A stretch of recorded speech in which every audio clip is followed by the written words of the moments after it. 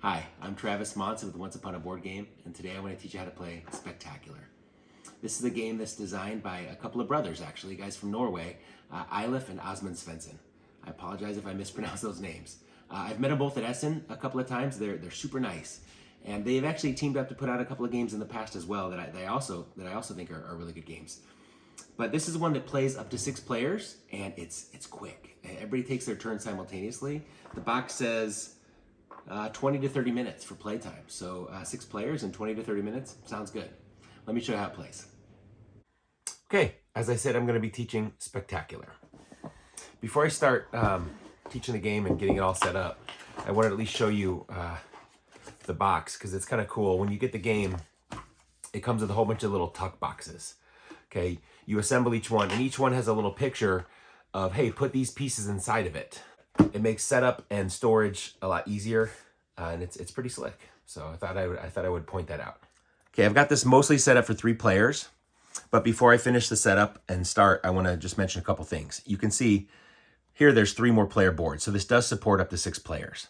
Also, you can see that the player boards have a sun. Okay, these player boards are all 2-sided. Okay, on the front of each board is a sun, and on the sun side of each board, the layout of the zoo is identical. They're all symmetrical. The only difference is, of course, each player has their own unique animal that is on the back of their personal supply of tiles.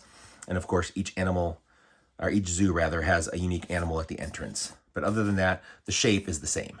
Conversely, on the back side, the autumn side with the leaves here, each layout of the zoos is very different. Okay? So you can choose how to play collectively as a group. There's also a bunch of these supply boards that you use, okay? And if you notice, I'll set these down for just a quick second. If you'll notice, in the middle of these supply boards, there's numbers 2, 5, 6, okay? There's 1 through 6 on all of them. We just randomly drew some of them.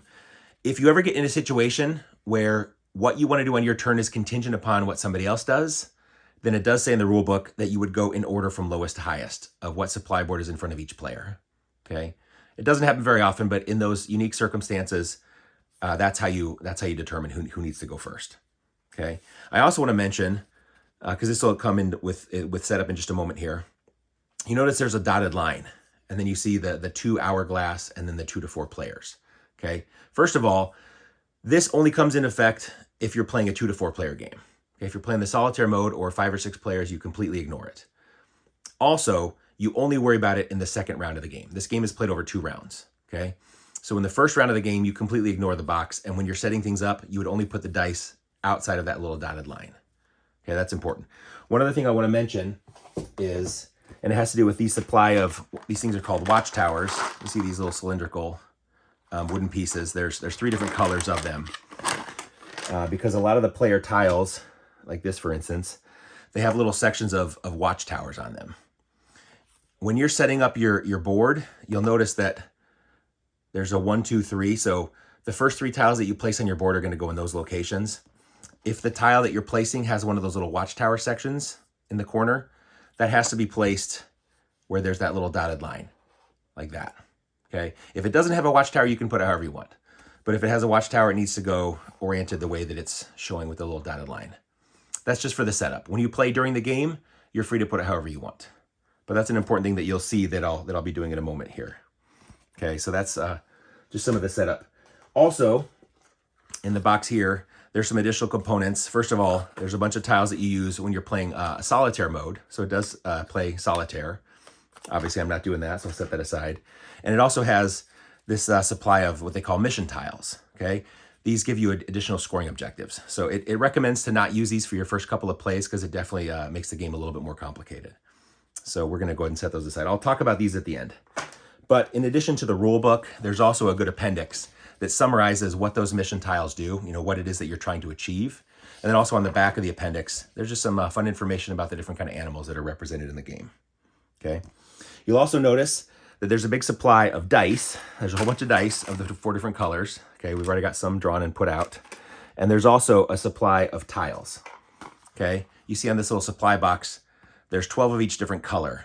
Okay, but I want to also point out, if you're playing with 1 to 4 players, there's 3 tiles of each color that have this little X in one of the corners. Okay, so you see You take those out if you're playing with 1 to 4 players. So you only include these with 5 or 6. Okay, otherwise you just can put them back in the box and set them aside. But the tiles that are remaining, you would just shuffle each color, make its own independent stack, and then you're good to go. Okay, like I was saying, this is set up for 3 players, but not completely. I wanted to finalize my setup while you're watching so I can show you how it works. I've already set it up for Allie and for, let's say, Brett's playing with us today. I already talked about up front these little supply boards, okay? With the supply of the different color tiles, you will randomly just draw one of each color and put them on their matching spots on each supply board. You'll also take, and again, remember, outside that little dotted line, you'll take 1 die of each color, you'll roll them, and you'll put them also on the supply boards. Okay, and then the supply boards have the nice artwork that matches. You see there's the little lake. It matches up nicely. There's a little pathway there. It's kind of fun. So you see right where to put it on your board. So that's the supply boards. In terms of your personal player board, each person comes with a supply of 10 animal tiles. Every player's tiles have a purple back. So it's different from the regular tile, the game tiles that have just the corresponding color. Okay, take your supply of 10 tiles and mix them all up. Okay, set them aside, and then you'll draw the first 3 and put them in these little slots along the side of your player board where you can see that the tiles go. Okay, then each player will also start with 2 dice of each color. You'll roll those and you'll set them aside as well. Then you have this supply of worker tiles. Just set that aside. These will let you modify the dice plus or minus 1 at certain points in the game, but we don't need those yet. And then now we need to populate the board. So you see, I was kind of showing this up front with the 1, 2, 3. To start, we're going to each start with 3 tiles on our board, like you see that Allie and Brett already have. So you would draw, so after putting the first 3 out on the side, you'll draw the next one and put it in slot number 1. Again, if it has one of those watchtowers, it has to go oriented with the little dotted line. This doesn't. So these breeding tiles can go however you want, doesn't matter. Then the next tile would go in spot number 2. This does have a little watchtower section, so that needs to go in that direction. And then tile number 3 is the next one, and that watchtower would go that way. Okay? Then, so we're pretty much ready to start. But basically, the rules kind of give you like a mulligan. Right before you start, once you've set up, you have 2 options. So first and foremost, if you really don't like what you have here, it says you can do 1 flip-flop, one of your starting tiles with one of the 3 that you have in your supply. Okay? And it does recommend that if you have 2 that have the same color watchtower already starting, it says it recommends switching one of those out. Okay? I've got 2 different color watchtowers. I'm fine with that. I don't need to do a mulligan. They're both fine with theirs. The one other thing you can do, after you can possibly switch out one of your tiles, you can also do a one-time re-roll of any of the dice that you want to. Okay? The supply board you leave alone. It's only your personal supply. And for reasons that I'll explain in just a minute, I think I will, for my one re-roll, I'm going to re-roll these 4 dice, these 4 number 1s. Okay? I'm going to leave those other ones. I'll roll these. And okay, so I got a 3 in green. I got a 6 in gray, a 4 in blue, and a 1. I get another 1 in yellow. So be it. Okay, so now with our supply of our workers, our personal supply of our tiles and our dice and our board populated and the supply boards in place, we're ready to start. Okay, this is a game obviously where highest score wins. So how are you trying to score points? Well, you're going to score points in a bunch of categories. The first thing here, you see the little ticket, okay, in this top corner. Okay, the ticket is your score at the end of the first round. You're going to score basically dice groups connected to the entrance of your zoo. And I'll show how that works in a minute. Then you will score for each different color, and I'll explain how that works, but you're going to basically score the sum of the dice times the number of breeding tiles that have dice on them. And that'll make more sense once I explain how it works. But you'll score for each color, and then you'll possibly score if you have completed watchtowers and dice around them. Then you'll score for how many unique animal types you have on your board. And then, of course, the thing at the bottom is if you're playing with those advanced mission tiles. So we would ignore that in this run-through. But then you add it all up, the highest score. Okay, I talked about score. So how do we score? How does a turn work? What are we trying to do? Okay, well, each turn, what's going to happen is each player simultaneously will be looking at their personal supply of dice and tiles and be choosing one of them. And they'll set it here on their little west, their little W spot. And they will also choose one item from their supply board. And they will put it here on the little north spot of their board. And one thing that's going to happen is at the end of each turn, when we choose those items and we add them to our zoo, these supply boards are going to rotate clockwise. So this supply board will go here and so on. So you can kind of try planning ahead, knowing what's going to be coming. So knowing that I see something that's coming, I may plan my turn differently. And again, this is one of those situations where, ooh, I want to see if you're going to take that or not. So maybe I want you to take your turn first, because if you take that, then I will do something differently, that kind of thing. That's where, why you may have the situation where you need to resolve them in order, the 1, then the 3, then the 4 kind of situation. All right. But I will say, for instance, let's say I'm going to take this green tile here. Okay. So I've taken one of the items here. You can take either a tile or a die. And then I also have to take something from my board. I'll do this gray tile. Okay. But once you've taken one of your things, you're going to refill your tiles.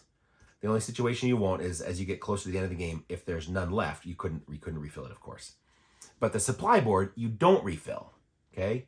This one you leave, it slowly gets emptied because this first round of the game, this first half is going to end when everybody's supply board is empty. So in other words, after 8 turns, after the 4 tiles and 4 dice have been taken, round 1 is over and we score the first round, which is dice groups connected to your entrance of your zoo. Okay. So that's what we're trying to do in the first half. So you immediately refill your supply of tiles. The dice don't get refilled, but you do not refill the supply board. Okay, so let's say I took 2 tiles. Okay, let's just assume they've already taken theirs. Once you've taken your tiles, you immediately then add them, or the dice, you immediately add them to your zoo wherever you want. There's no requirement to have things connected. You can put it wherever you want. Okay, obviously, it's not gonna be really great for you, but you can put them anywhere. Okay, ideally, you wanna have connected groups of the same color with lots of dice on them, because that's how you're gonna be able to score points. And I'll get to that shortly here. But what I want to do, for instance, I'm going to try and connect the towers the sections of a watchtower. So you see, I started with this one, and I saw that the one on the supply board had another section of a watchtower. So I'm going to try and get that watchtower complete there. So I want to put that tile there, and I'm looking at my personal supply. I have another yellow section, so maybe I can work on getting a yellow watchtower as well. So I will put this perhaps down here. Let's do something like that. Okay. So I took things and I refilled from my personal supply, and then I placed them. Okay, so Allie took both another watchtower tile, kind of like I did, and she also took one of her breeding tiles and to put it there. So then she would be passing her board along. Brett similarly took a couple of watchtower tiles, one from the board here, the yellow one, and then he took a green one from his supply. So he's pushing hard to try and get some of those watchtowers built as well. So hopefully that'll pay off for some of us. So then we slide our boards over. I get Brett's, and Brett gets Allie's. All right, and then we would do the next turn, of course. Okay, before I take the next turn, I just want to talk about the placement of tiles and how things score, okay? I also want to point out, in the bottom corner of the player board is a little reminder that you can never even place a die value of 6 on your board except for either on your star animal tile. Whoops, that slid down. So you see there's a little star there. So you can put a value 6 die on that space. Or the only other time you can ever put a 6 in your zoo is if it's on a tile next to a completely built watchtower. Okay? Otherwise you can't put 6s in your zoo. Okay? So that's why we had been kind of pushing in that first round to try and get some watchtowers built. Give us some flexibility. You can also see a little reminder that those little workshop tiles let you add or subtract 1 to the value of the dice. Okay, so those give you a little bit of flexibility. But let's just say also maybe after a couple of turns, maybe the person's board looks like this. Okay, maybe on this turn, their personal tile that they take is going to be this one because they want to put that there, which lets them complete a watchtower. So then they would grab from the box, they would grab a watchtower, and they would put it on their board to show that they've got a completely built watchtower. And then maybe they also, the thing they took from the supply board was a value 6. So they put that, maybe on their star animal tile. So maybe that was their turn for that round. Then maybe let's say on the next turn, now that they've got a watchtower there, they can put a number 6 because you can put a 6 next to a watchtower or on your star animal. Okay. So maybe they did that. And then maybe they got, from the supply, they got a number 2. Because I also want to point out on these breeding tiles, you see the tiles with the little 1-2 box and the heart. As you might imagine, from the fact that it has a 1 and a 2 on it, only 1s or 2s can ever be put on breeding tiles. You can never put any other number on those tiles. Okay, so that's why he may have wanted to take a 1 or a 2 from the supply tile to fill that up. Okay, Because what's going to happen is, let's say the game was over right now and it was time to score. The way that you score is you take, for every contiguous connected group of the same colored tiles, so here's a connected group of yellow, right? So even though it's not a physical tile, the star animal tile does count as a tile for adjacency purposes. So for each grouping of same color tiles, you would add up the values of the dice, so 11, 12, 13 in yellow, and you would multiply the total of the dice times the number of filled breeding tiles. You don't multiply by the number on the tile, just the number of breeding tiles that have dice on them. So in this case, there's one breeding tile that has a die on it. So I would take the 13 points times 1, and I would score 13, of course.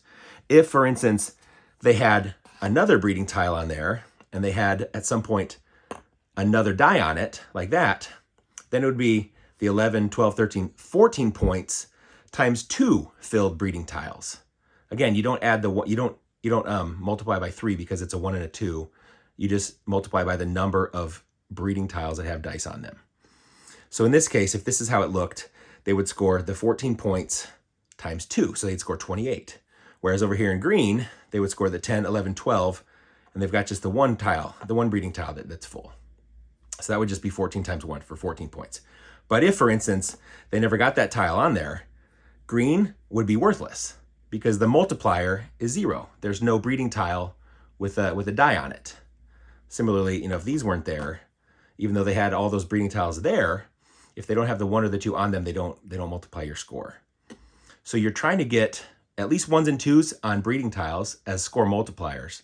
But then you want to get, theoretically, as high a value of pips as you can on the other dice so that the numbers that you do multiply are higher and bigger. And the way to get the highest number, of course, is either just on your entrance, on your star animal, or next to a built watchtower. That's the only place you can put those 6s. Otherwise, it has to be a 3 or a 4 or 5. Of course, you could put 1 or a 2 on any die, but where you really want them is, of course, on those breeding tiles. Okay? I also want to point out, at the end of the first round of the game, so that's game end scoring. Okay, that's how that works, with the breeding tiles times the pip value of the dice. For the start of the game, okay, after the first round, and again, going back to the scoreboard, where we would score the entrance of the zoo, you see the little ticket, you see the ticket at your entrance, you would score connected dice groups, okay? What that means is from your entrance, all of the dice that are connected, doesn't matter what color, all the dice that are connected, you just add them all up and that's how many points you score. So this would have been pretty unfortunate. This player would have planned pretty poorly doing this because they would only score those 2 dice because there's a break, there's a gap, okay? If, for instance, they had put a die there, now all of the dice are all adjacent, so they would score all of those, okay? So for the first round, you want to get everything connected to the entrance. But by the end of the game, all you really care about is getting those breeding tiles filled and getting high numbers in those colors. Because for game end scoring, it doesn't matter if there's a gap with no die in it. All that matters is that it's a connected group of the same color. So even though there's a gap here, for game end, those are all yellow tiles that are connected. So you would add those together. You wouldn't add them together for the entrance scoring. The entrance is only what's connected. But game end scoring, it's all the stuff in the same color. So hopefully that makes a little bit of sense. Hopefully that's not too confusing. But that's what we're trying to do with the taking of tiles and the placement of dice. Okay, now for our second turn. I'm thinking I really want to get some watchtowers built. I don't have any more of those little white watchtower sections. I do want to mention also, so that reminds me, in the corner of every player board is a little section. Here's a breakdown of each player's individual unique starting tiles. Okay, everybody has, of course, he would have, each player has a different animal on the back of their tiles. But it gives you a breakdown of what animal tiles there are. And of course, you see what symbols are on. So you can see that he's going to have 1 yellow breeding tile and 1 yellow tile with a little wedge for a watchtower. He's going to have 1 blue breeding tile and then 2 blue tiles with watchtowers on them, and so on. So you get the gist. So you can know for sure what you have possibly still coming from your own supply based on what you see in the corner of your board. If you're looking for that 1 watchtower piece, or you're waiting for that 1 breeding tile, you know what you have in your supply of what's going to be available. So I'm looking, I really want to get maybe my white watchtower built. And I'm looking, okay, I can see that I already used my green watchtower tile. I'm going to have a blue piece with a watchtower on it. I don't have it yet, but maybe the blue one would go there and I'd be able to complete it because I don't see any more white watchtower pieces out there. So I'm like, bummer. I'm thinking, ooh, maybe I could complete my black watchtower because I see here's a black piece and I see there's one coming. This may be one of those instances where I see that Brett has board number 1 because Brett is also trying to get a black watchtower built. So this is one instance where I may say, Brett, you have to go before me because you have number 1. What are you going to take from your supply board? And if he reveals I am taking this because he would have to show before me, then Ali technically would have to show next and I would have to show last. But that's enough for me to realize, oh, it's a moot point trying to get this because he's taking the tile that I was hoping for. So I'm thinking maybe I don't want to do that yet. Maybe what I do is maybe try and get some multipliers. So maybe I say, you know what? Let's get one of those breeding tiles. I want the green breeding tile. And then for my personal supply, maybe I'll say, you know what? I'm going to start getting some dice connected to my entrance. Allie says she also wants some breeding tiles. She's going to take this blue breeding tile. She's going to try and get some more points. And from her personal board, she's going to say, you know what? I really just want to complete that watchtower. Brett says, yes, he did take that. From his personal supply, Brett is going to also take a breeding tile. So he says, I want to put a breeding tile up here. So hopefully these yellows, if I can get some yellows connected, I can multiply them. And of course, this guy, he already alluded to the fact that he was going to complete a watchtower. Boom. He gets to take one of those black watchtower pieces and put it there. Now he can put value 6 dice around that if he wants. Okay. I wanted to put a breeding tile perhaps right there. So I'm going to connect my greens. So I put the breeding tile there. And for my personal one, I'm going to start getting some connected dice so that at the end of this round, I'll have things connected to my entrance. Of course, I need to still get something on that tile first.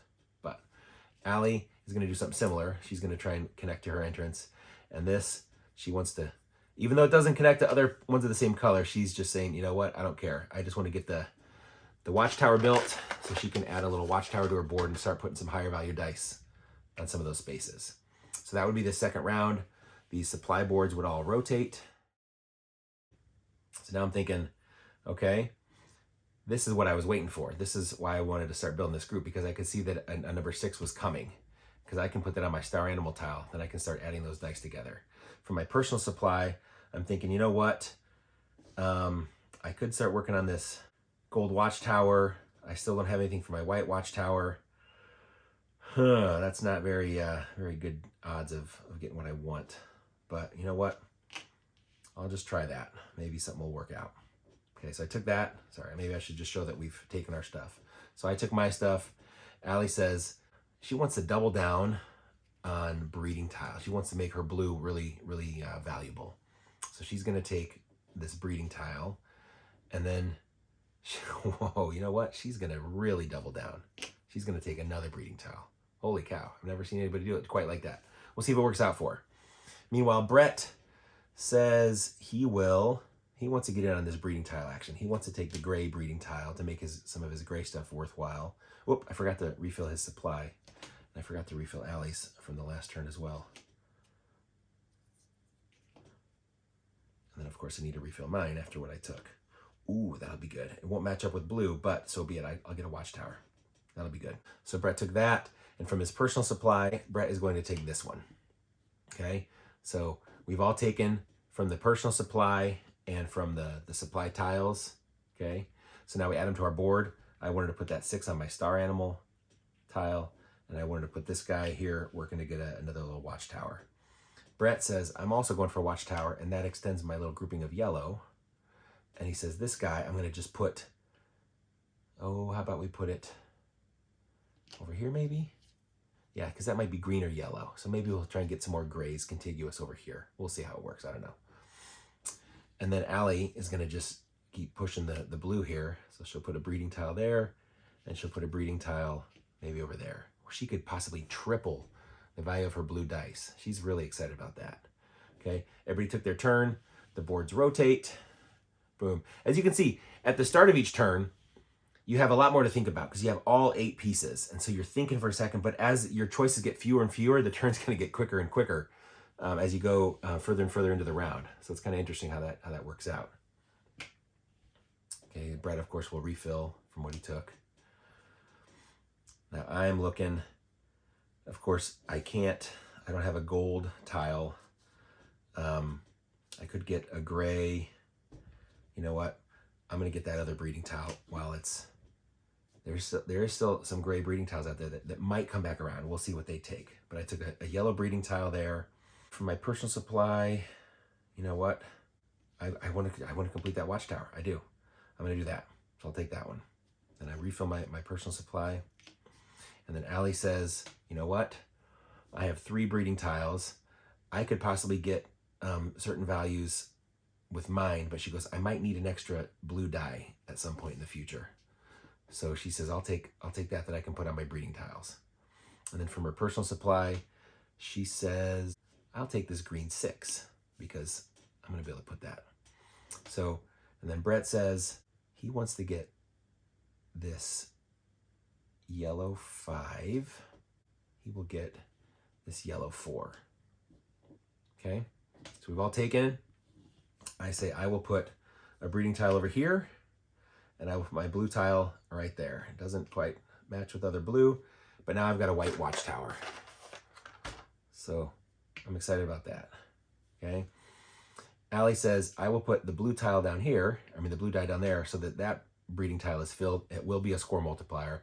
She says this green 6, you better believe I'm going to put it here in this spot because boom, I can put a 6 next to completed built watchtowers. So she's excited about that. So now she has all 8 of those dice values connected to her entrance. So she's already scoring 8 points at the end of the first round. So she's happy about that. And Brett says, I'm going to do something similar. He goes, I'm going to put a 4 here and I'm going to put a 5 here. He says, I may later before the end of the round, I may choose to use a little worker to turn that into a 6. But for the time being, he's going to put it there. And then he's done.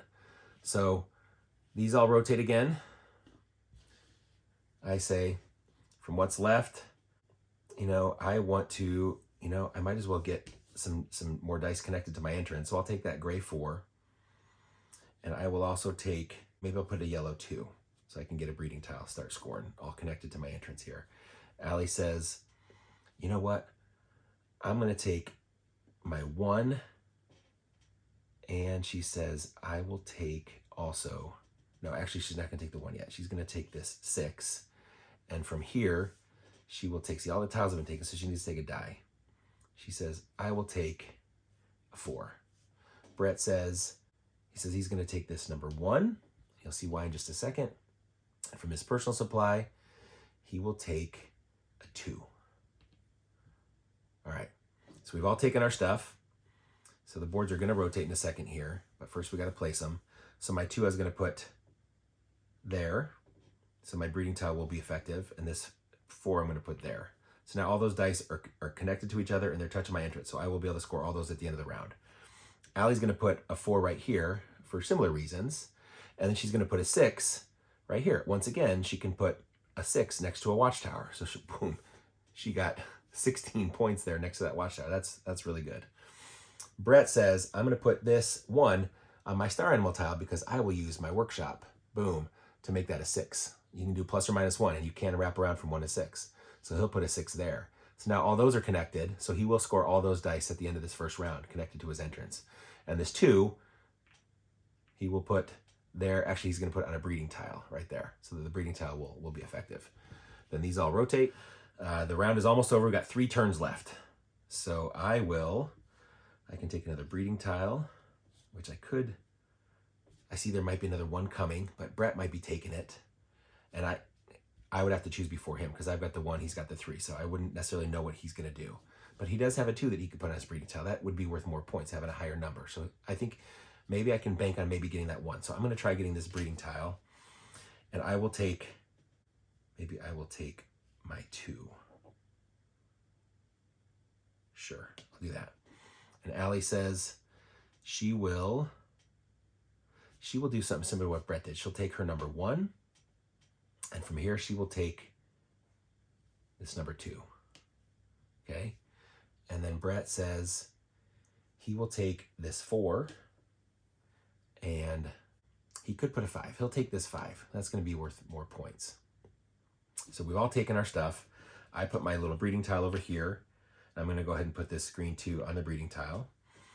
Allie says she'll put this 2 on that breeding tile, and this 1, she will use her blue worker to make that 1 a 6, and she'll put that on her star animal tile.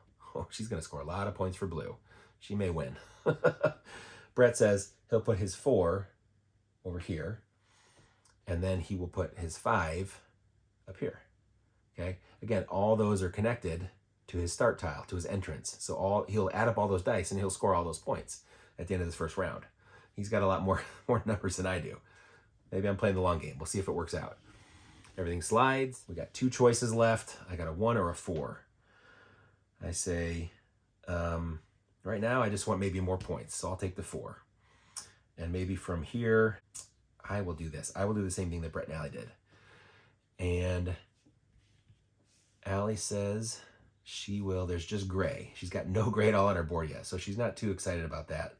Maybe she'll take a breeding tile, and she will take a 1.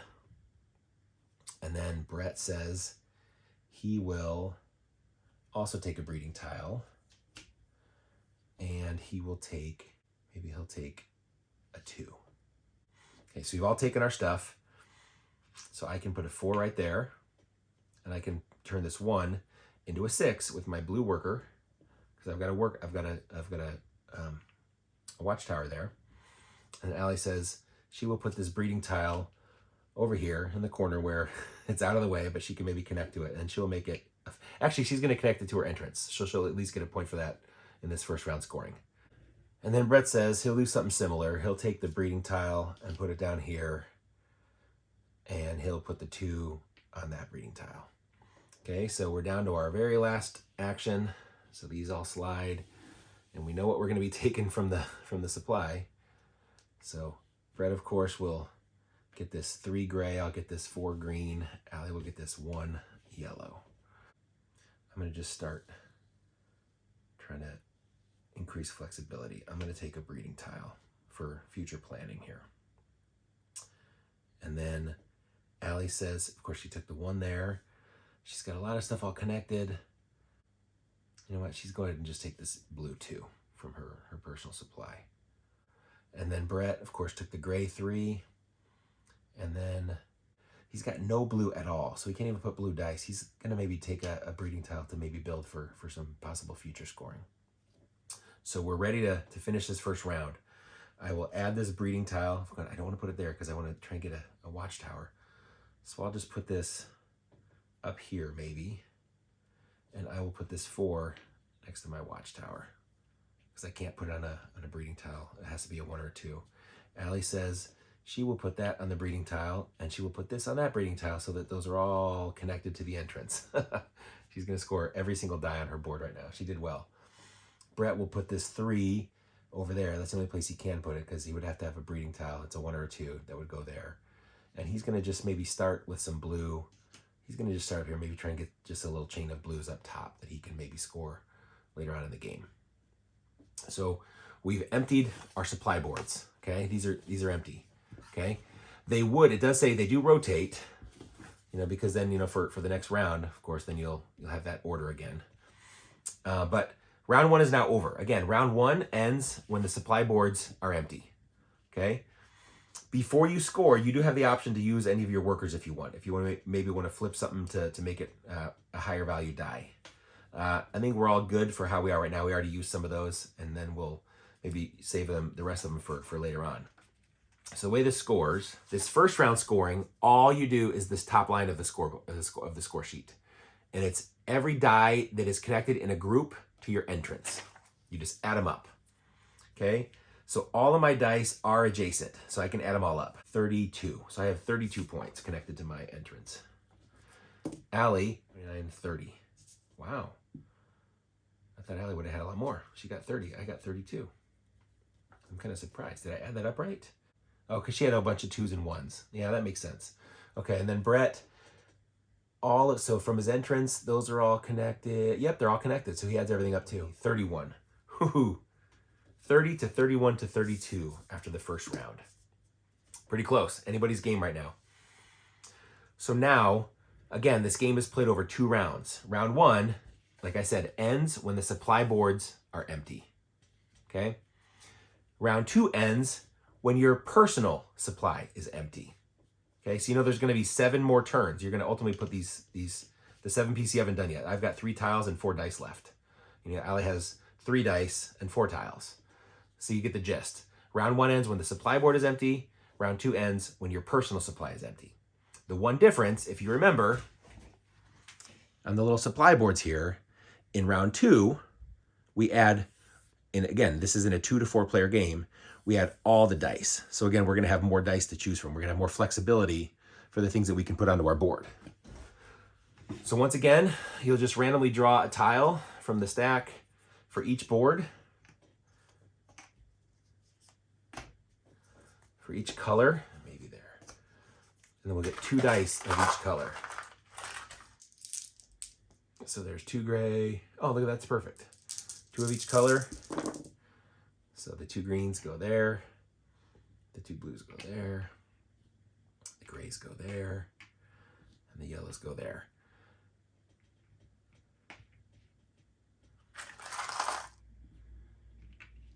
Okay, so now that we've got the supply boards reset, we're ready to start round 2. Again, I had forgotten I needed a refill after I took that tile. Same with Brett.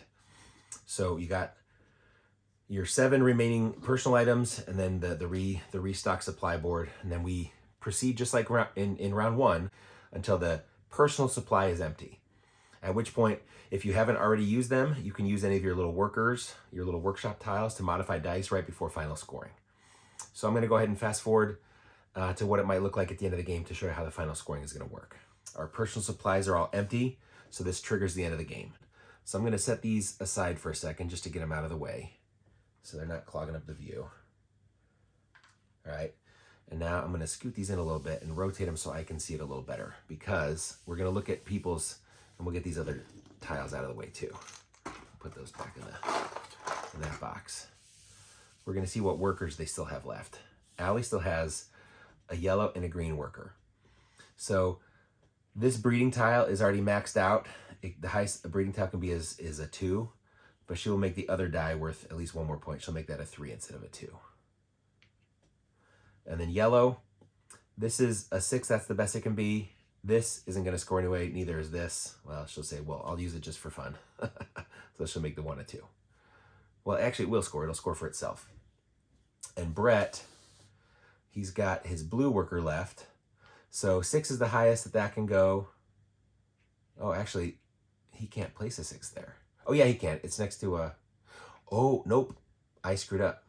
I was looking, and from my angle, he should have needed to use that worker when he placed that to make it a 5. He should have done that earlier. I didn't realize that he had placed that incorrectly. But he still has a green worker and a wild worker. So for green, he'll make this 5 a 6, and then he'll use this other wild to make this 5 also a 6. I've got a gray. 2 and 6 are already the maximums. This guy, I'll go ahead and make this 4 a 5 for Watchtower scoring. And then for my wild, I'll go ahead and make one of these 4s into a 5.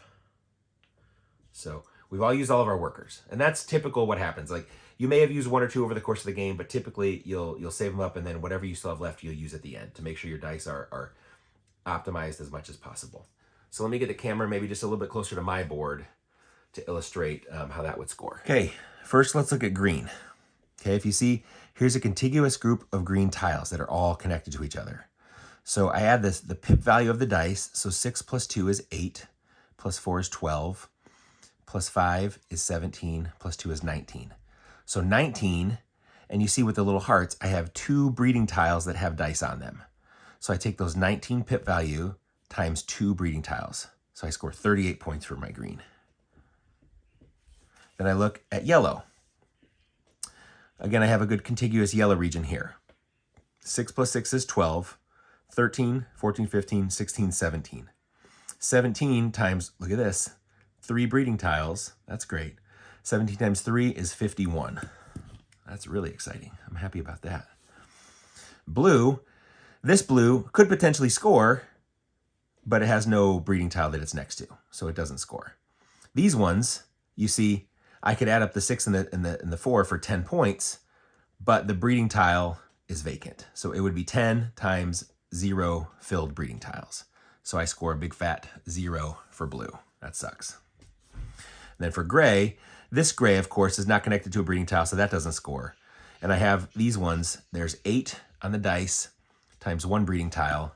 So 8 times 1 is just 8 points. I managed to get 3 watchtowers. I was kind of excited about that. And again, a watchtower can only score if it is surrounded on all 3 sides by dice. All 3 of my watchtowers are full. So you could just simply add up all the pip values. So 48. Wow, that's awesome. I'm super excited about that. And then you look at your, and again, we're not using the missions, so I'm going to just put a 0 for that. For the animals, it says, wow, like it might seem overwhelming to see how many different animals do you have, but it says it recommends just do it terrain by terrain. And I'm just gonna, since I've already scored the dice, I'm gonna go ahead and move the dice off the board so you can see the animals a little bit better. Okay, so if I look in my yellow region, I've got the rhinos, I've got a giraffe, an elephant, and a lion. So I have 1, 2, 3, 4 animal types. So there's 4. In the gray region, I have a 5th type and a 6th type. So I have 6 so far. Then I have in the green 7, 8, 9, 10. And then in blue 11, 12, 13. I have 13 animal types. 13 animal types is worth 30 points. So I scored 30. And we'll do the same for Allie and Brett. Ha! I won. Finally, I beat Allie in one of these run-throughs. A whopping 207. Brett and Allie were pretty close, 156 and 160. But I smoked them. Woohoo! But that's how you play Spectacular. I said up front that I would talk about these little mission tiles at the end. As you can see, there's 6 of them that have a letter A on them.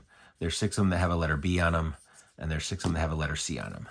So there's enough for up to all 6 players at the table to have a unique tile every time. So you would just shuffle them up and you would deal each player 1A, 1B, and 1C, right? And basically, you would just set those on the side of your board. And then over the course of the game, you are also trying to complete that separate scoring objectives. So maybe I want to have 4 breeding tiles all adjacent to each other. Or I want to have 5 number 2 value dice on my board. Or the pip values of my different colors I want to have, above a certain total. And you can see you'll score a certain amount of points based on whether or not you meet those objectives. Again, this is all summarized in the appendix, that goes along with the rule book. It tells you what each one means. So this is definitely, it gives you a whole nother level of thought and strategy while you're thinking about how to fit it together to get the scoring groups and to get the watchtowers and everything else. You're trying to do a whole nother thing on top of that. So that's why it recommends not using those for your first couple of plays until you're more familiar with it. So that's Spectacular. As you can see, it's really pretty simple in terms of how to play. The video, I was trying to play for 3 people. It's hard to keep 3 different strategies in your head simultaneously, so I apologize for any struggles or any delays or any mistakes that I may have made. But as you can see, the turns are really simple. It's just take one of your things, take one of the things from the supply, put them on your board, pass them, and repeat. The 8 turns for that first round and the 7 turns for that second round, and you're done. And the fact that everybody plays at the same time is great. Spectacular, some people may say it's a pretty bold name to name your game Spectacular, because what if it isn't? But I really think it is. I think the name is pretty descriptive. This is one that we've really enjoyed.